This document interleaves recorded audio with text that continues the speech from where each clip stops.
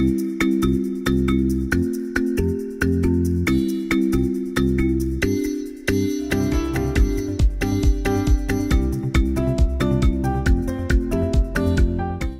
bem, nós estamos aqui na TV Cicobi com o professor Maílson da Nóbrega, economista, ex-ministro. Como o senhor vê o cooperativismo de crédito hoje no Brasil e como que ele pode contribuir para o desenvolvimento econômico brasileiro? Olha, eu acho que o cooperativismo de crédito vive, nos últimos anos, uma nova fase de sua trajetória no Brasil. É muito mais profissionalizado, com autorização pelo Banco Central da constituição de bancos formados por cooperativas. Isso, a meu ver, é um divisor de água no cooperativismo de crédito no Brasil.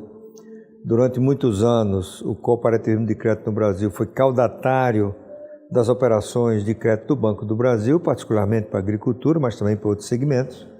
Eu acho que a constituição do Bancicobi, do Bancicred, criou um ambiente novo, né, em que o profissionalismo cresceu muito no sistema de crédito cooperativo no Brasil.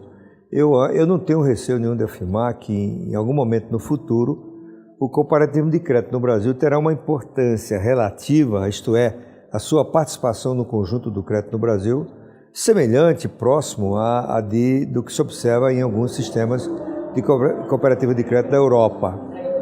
Não será surpresa se daqui a alguns anos o sistema de crédito cooperativo representar algo como 8, 10% do crédito no Brasil.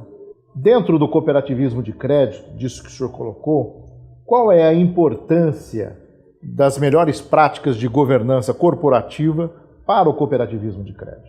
Olha, eu acho que uma das características do sistema de crédito bem-sucedido no mundo, de cooperativismo de crédito, é o do profissionalismo. Foi-se o tempo em que a cooperativa associava o seu nome ao seu fundador. Foi-se o tempo em que a gestão das cooperativas era feita pelos próprios cooperados. Esse era coisa do passado. E, portanto, na medida em que o sistema se profissionaliza, em que cada vez mais ele prepara pessoas para a atividade de gerir bem um sistema de crédito, a governança passa a ser fundamental, particularmente dos conselhos de administração. É preciso formar conselheiros com capacidade de percepção de seu papel, do papel do sistema e com independência participar da orientação do sistema de crédito cooperativo em direção ao papel que lhe cabe e vai caber no futuro no Brasil. Respondendo uma parte que você perguntou e eu não respondi, não é?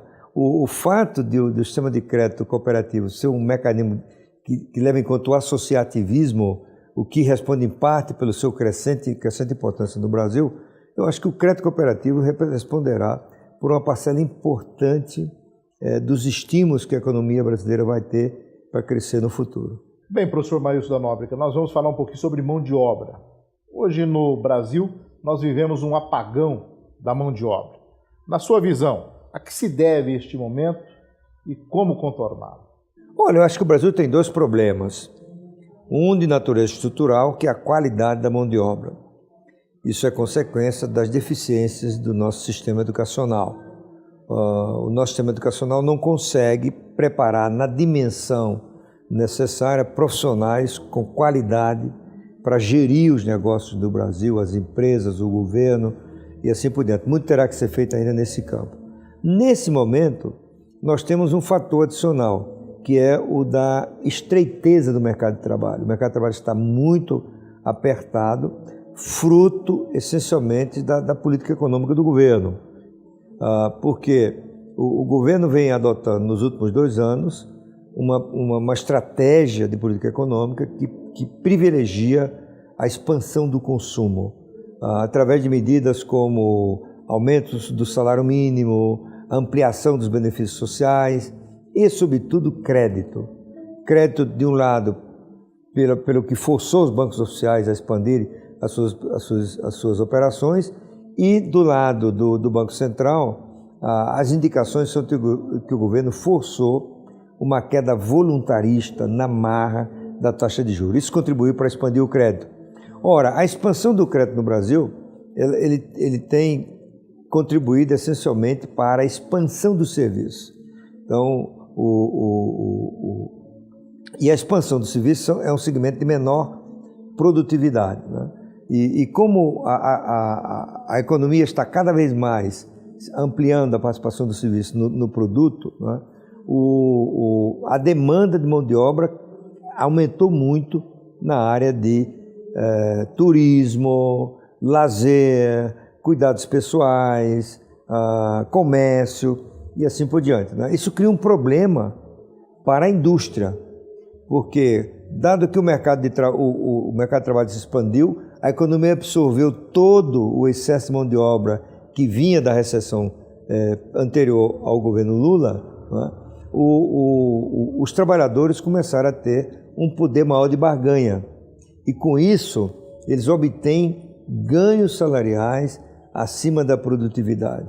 No setor de serviço não tem problema porque isso passa para preço, uma vez que o serviço não tem a competição de serviço do exterior. Um exemplo prático, o fato de muita gente ir na manicure, porque a renda está crescendo, porque a expansão do serviço está sendo forte, isso não permite que se importe uma chinesinha, chamamos assim, para fazer esse trabalho no Brasil, né? No entanto, na indústria não é assim. Se a geladeira fica mais cara, se o fogão fica mais caro, você importa um produto chinês. E isso está criando problema para outros segmentos, por exemplo, o caso da construção civil, né, que tem uma escassez inequívoca de mão de obra. Quer dizer, e, portanto, o que o governo tem que fazer, ele tem que reverter essa política, não no sentido de desestimular o consumo, mas de privilegiar cada vez mais o investimento. Professor Maílson, dentro disso que o senhor colocou para nós, quais os setores que estão privilegiados com o atual momento econômico? Olha, eu acho que neste momento e nos próximos anos, você pode dizer que, por exemplo, o agronegócio, mesmo com a desaceleração da China, continuará a ser um setor muito promissor no Brasil. Mesmo que a China desacelere, isso não impede a continuidade de um fenômeno novo na China, que é o de ascensão da classe média. E quando um país passa por esse processo de mudança estrutural, em que parcelas crescentes da sociedade têm acesso a rendas mais altas, os indivíduos, as famílias mudam seus hábitos de consumo. Eles consomem cada vez menos carboidratos, cada vez mais proteínas. E o Brasil é um grande fornecedor de proteínas para a China, via soja, via exportação de carne, não é? Outro segmento que é promissor, eu diria que é da construção civil, particularmente a construção habitacional. O Brasil ainda tem um déficit muito grande de habitação. O Brasil está na infância da construção do sistema estruturado, sustentado, permanente de financiamento da casa própria. Isso se tornou possível, seja pela estabilidade da economia, seja por mudanças estruturais, institucionais, que permitiram a expansão do crédito habitacional. No caso da indústria pesada, o Brasil tem um longo caminho a percorrer na área da infraestrutura. Como todos sabem, o Brasil tem uma infraestrutura deteriorada, é preciso investimentos fortíssimos em estradas, ferrovias, portos, aeroportos. A construção civil estará participando também da atividade de construção corporativa, os edifícios de negócios, os prédios de escritórios, assim por diante. Outro segmento que é promissor no Brasil nos próximos anos, eu acho que é o varejo, né? A atividade de varejo, considerando que você ainda tem um longo caminho a percorrer na expansão do crédito de consumo, embora haja uma desaceleração, nós não vemos nenhum risco de interrupção do processo de ascensão social de classes no Brasil. Eu acho que a classe média vai continuar se expandindo no Brasil, provavelmente a velocidade menor do que aquela observada nos últimos anos, e a classe média vai buscar padrões distintos de comércio, ela vai mais às compras, o crédito de consumo tende a se expandir, então o varejo tende a ser um segmento promissor nos próximos anos. Outro que eu acho que é promissor, de modo geral, é a própria infraestrutura, né? A área de energia, transporte, ferrovias, etc., é um segmento promissor, não apenas do lado da construção civil, como da própria atividade de expansão dos serviços de infraestrutura. E, finalmente, eu acho que o sistema financeiro continuará sendo um segmento muito importante e seu crescimento nos próximos anos tende a se dar, a meu ver, a um ritmo superior do crescimento da economia. O Brasil tem uma relação crédito-PIB já elevada para padrões recentes da economia brasileira.